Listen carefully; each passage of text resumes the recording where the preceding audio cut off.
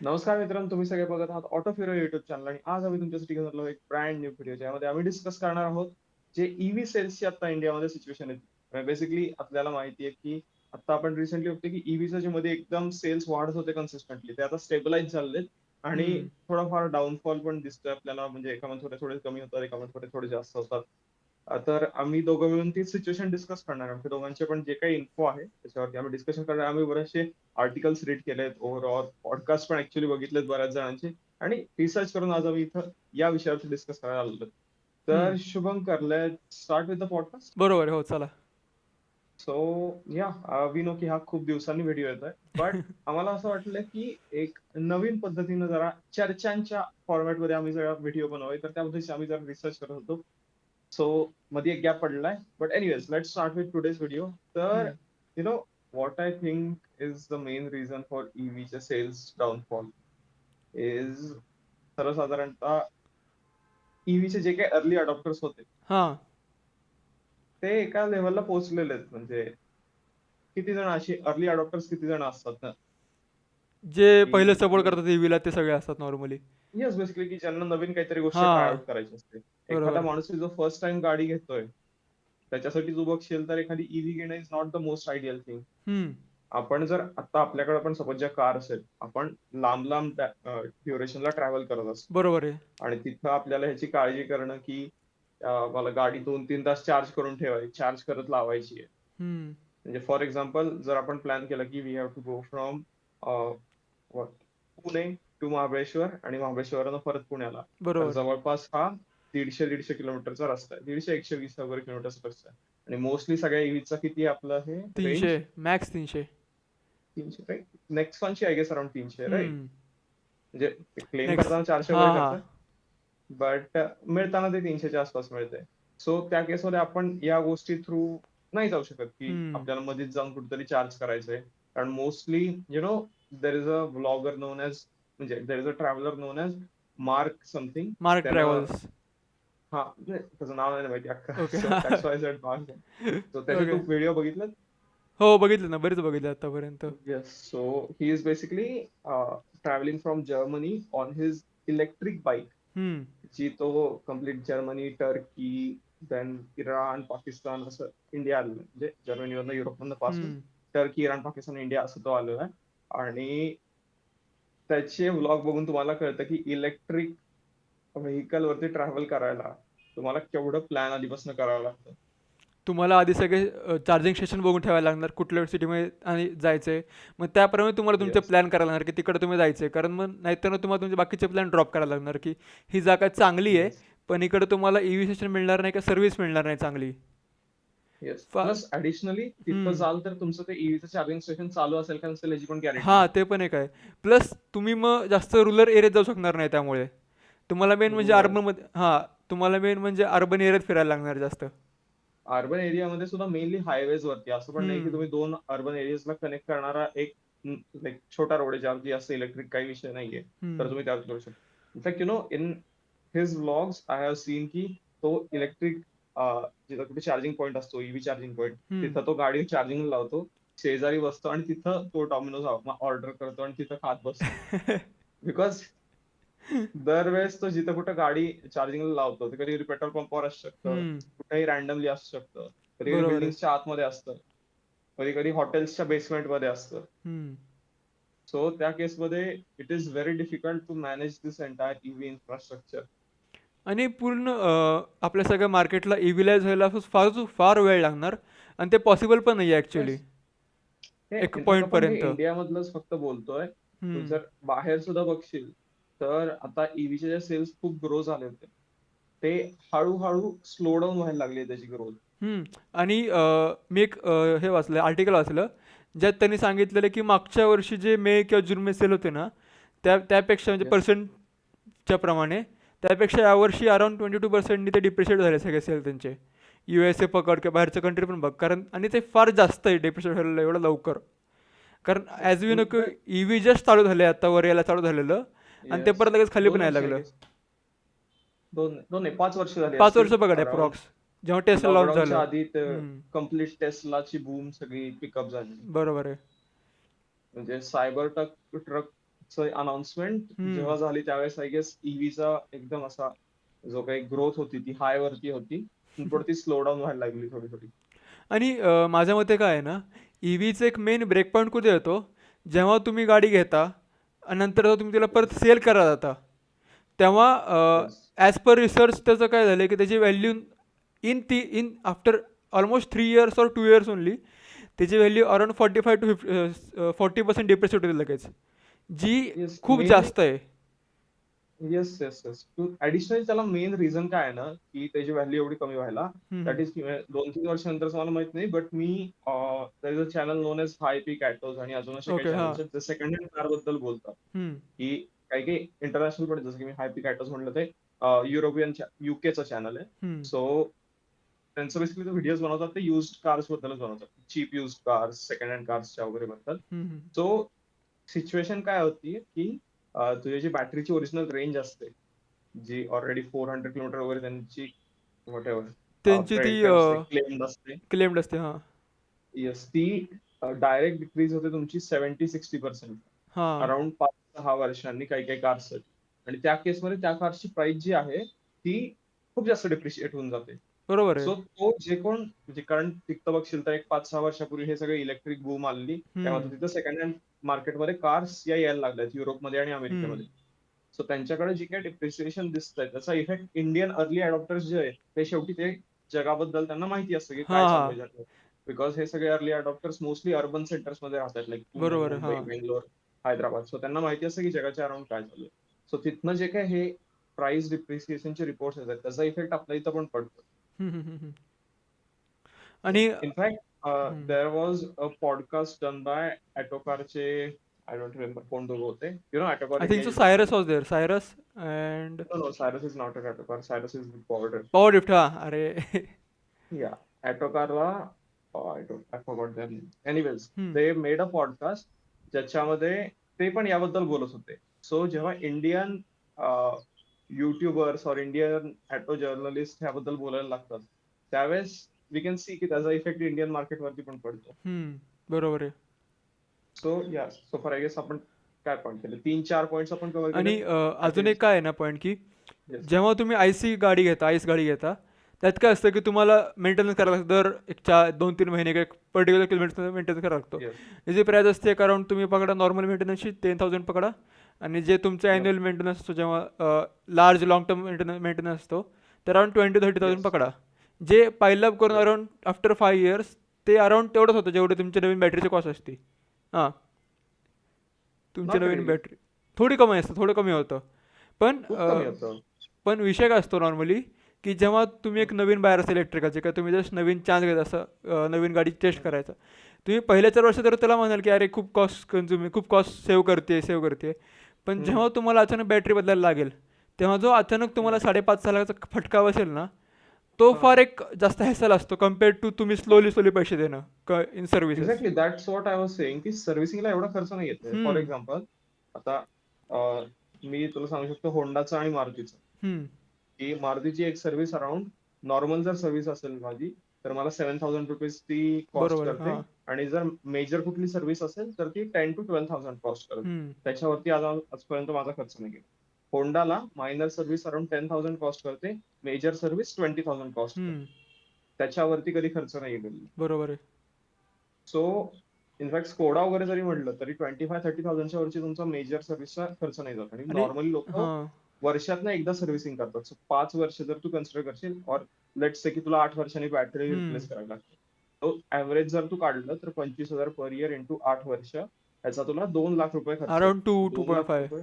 Max. Yes. So ₹2,00,000 तुझा खर्च servicing वरती वर्सेस 5-5.5 लाख बॅटरीवरती. आणि ते पण 5-5.5 नेक्सॉनचं आहे. जर तुझी अजून गाडीची प्राइस वाढली अजून जास्त वाढणार ते खर्च. येस. नक्कीच. आय गेस एमजीची त्यापेक्षा अजून जास्त आय असेल, थिंक जास्त, सिमिलरली कारण ती हुंडाईची जास्त पण. प्राइझी आहे. हां, हुंडा आयोनिक प्लस हा. M G Z S C B अशा बऱ्याच आहेत त्या. येस. कारण काय आहे ना, आयोनिक तर खूप वरती झाली. मी कोणाबद्दल पण. कारण काय आहे ना, वर्षात तुम्ही 10,000 करत करत असं करत गेलं तरी तुम्हाला असतं पॉकेटवर हॅसल पडत नाही असतं ते, कम्पेअर्ड टू येस. अचानक 5.5 ते 6 लाख घालणं. येस. हे येस. एक काय न्यू बायर्सला कसं असतं, न्यू बायर्सला ते एक आधी वाटतं ठीक आहे, पण नंतर ते गेट फेड ऑफ दिस मॅन. येस. आणि या गोष्टी आजकाल जास्त पब्लिकली बोलल्या जात आहेत, रिव्ह्यूज दिले जात आहेत, हम्म, त्यामुळे त्याचा ईव्हीच्या सेल्स वरती इफेक्ट पडायला लागला. बरोबर आहे. So as I was saying, आपण सोफा काय काय गोष्टी कव्हर केल्यात. आपण पहिलं म्हटलं की what was the first point that we covered. I forgot. Absolutely forgot. What was the first point we talked about? Anyways, we have covered one thing, that is की range anxiety. Range anxiety. कारण तू long distance travel करतो. Then price depreciation. Yes, resale value. हा, तेच resale value, price depreciation, same thing. Then we have covered charging EV infrastructureचा जो विषय आहे तो, आणि मेंटेनन्सचे जे काही प्राइजेस वगैरे सीन आहे तो सो फार आपण हे 4 पॉइंट्स कव्हर केलेले आहेत. आणि हे सोडून अजून बाकीचे काय पॉइंट्स आहेत, व्हॉट डू यू थिंक? अजून एक तू काल मला हे करून दिलेलं की जसं आपण म्हणतो की आईस गाड्या फार पोल्युशन करतात तयार, त्यापेक्षा जर ई व्हीचं लिथियम एक्सट्रॅक्शनला पण जेवढं पोल्युशन होतं आहे ना, ते पण तेवढंच खूप जास्त आहे. प्लस मग तुम्हाला ते बॅटरी चेंज करायला लागते, आणि त्यामुळं प्लस ई व्हीच्या विरुद्ध आजकाल प्रोटेस्ट पण खूप चालले आहेत नेचरला हार्म केल्याबद्दल. ते पण एक आहे. प्रोटेस्ट नाहीये चालू आहेत, बट बेसिकली आधी काय व्हायचं की जे ऍक्टिव्हिस्ट आहेत, नेचर ऍक्टिव्हिस्ट बेसिकली, बरोबर. I am not very for nature activism, but anyways, so nature activist जे आहेत ते बेसिकली पूर्वी ईव्हीज ला खूप सपोर्ट करायचे की EVs are green and clean. But आजकाल जे काही रिपोर्ट्स डेटा बाहेर यायला लागलाय की लिथियम, कोबाल्ट, निकेल, सगळे जे काही रिक्वायर्ड मिनरल्स असतात, रेअर अर्थ मिनरल्स, जे मोस्टली सगळे आफ्रिकन और साऊथ अमेरिकन कंट्रीज मधून येतात, तिथं ज्या पद्धतीने त्यांना एक्स्ट्रॅक्ट केलं जातं ते खूप जास्त नेचर फ्रेंडली नाही आहेत. ते खूप जास्त तिथल्या आजूबाजूच्या वॉटर बॉडीज आणि सॉइलला आणि नेचरला ओव्हरऑल हार्म पोल्यूट करतात. करतो खूप जास्त. पोल्यूट करतं, हार्म करतं. ऍडिशनली तिथं जे काही बेसिक ह्युमन राईट्स असतात एखाद्या वर्करचे, ते पण मेंटेन केले जात असतील ह्याची काही गॅरंटी नाही. कारण ते कशा पद्धतीने सगळे तिकडचे वर्कर वर्क करतात हे तुम्हाला काही माहिती नाहीये. सो येस, ह्या दोन्ही जे मेजर विषय आहेत ते तुमच्या ऑलरेडी मॅन्युफॅक्चरिंग प्रोसेसमध्ये इश्यू आहे. देन नेक्स्ट थिंग इज की तुमची जी इलेक्ट्रिसिटी आहे गाडी विकल्यानंतर ती कशी बनतीये.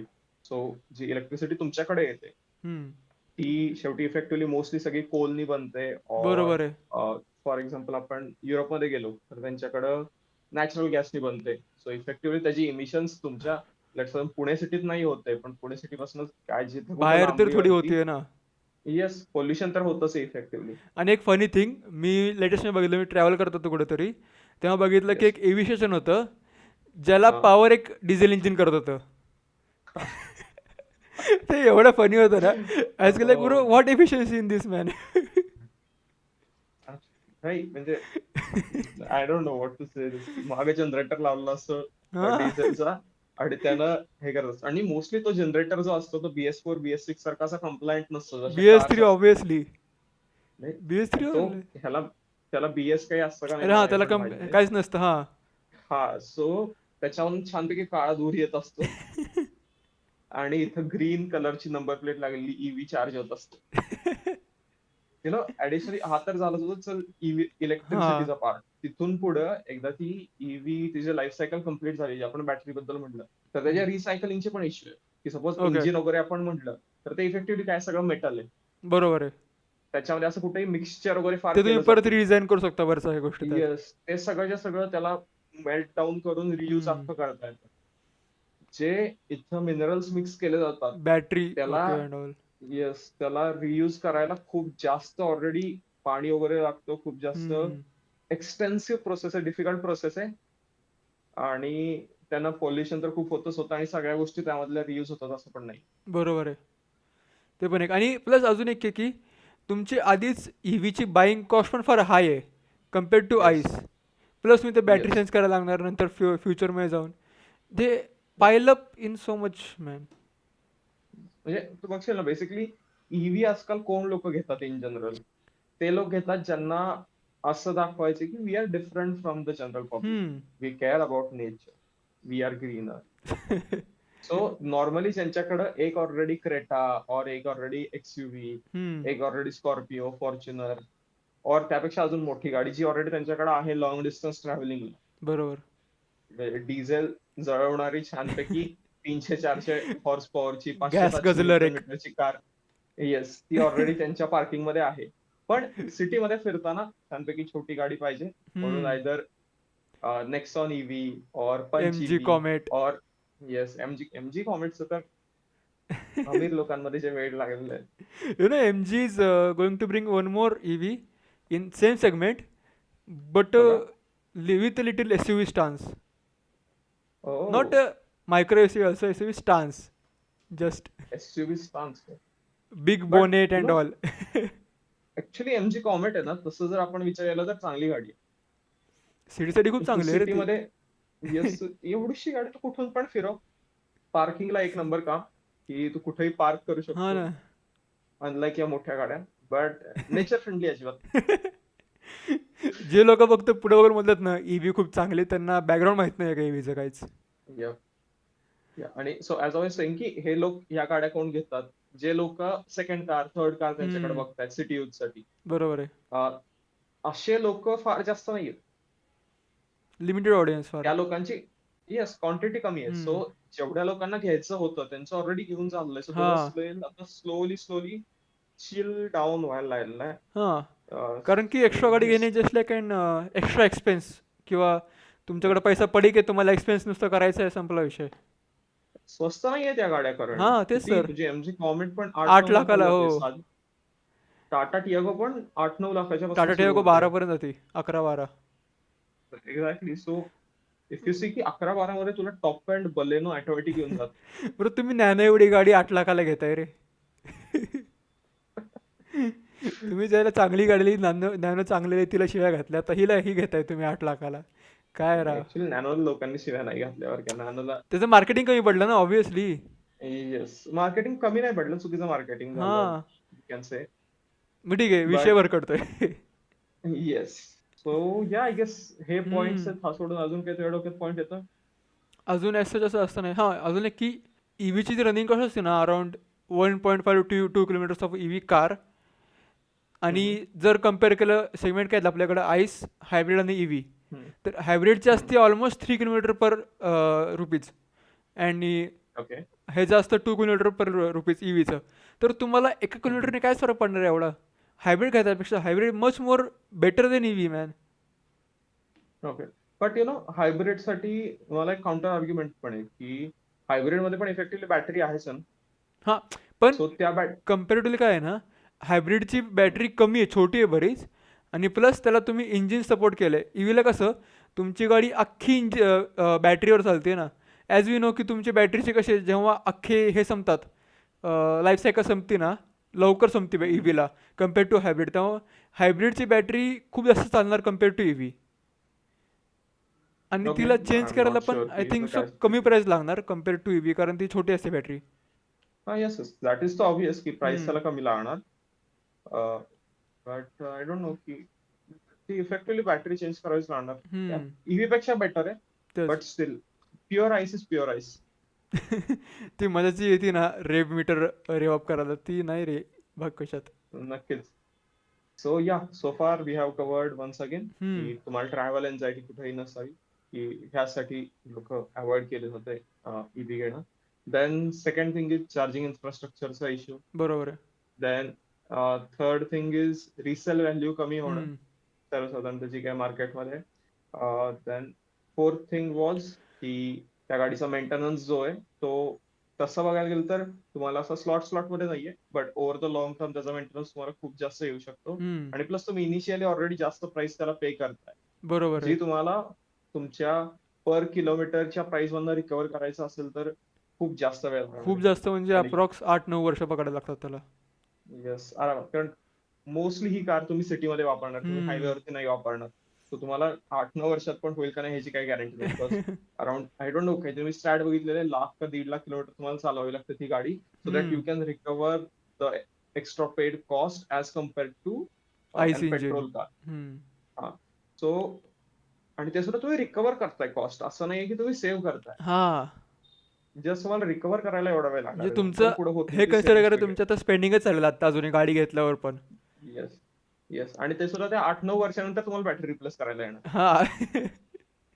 जे आणि परत आय एम तीच नॉट गोष्ट शुअर की मला परत पडणार एक्स्ट्रा. परत तुम्हाला 5-6 लाखाचा खर्च आहे.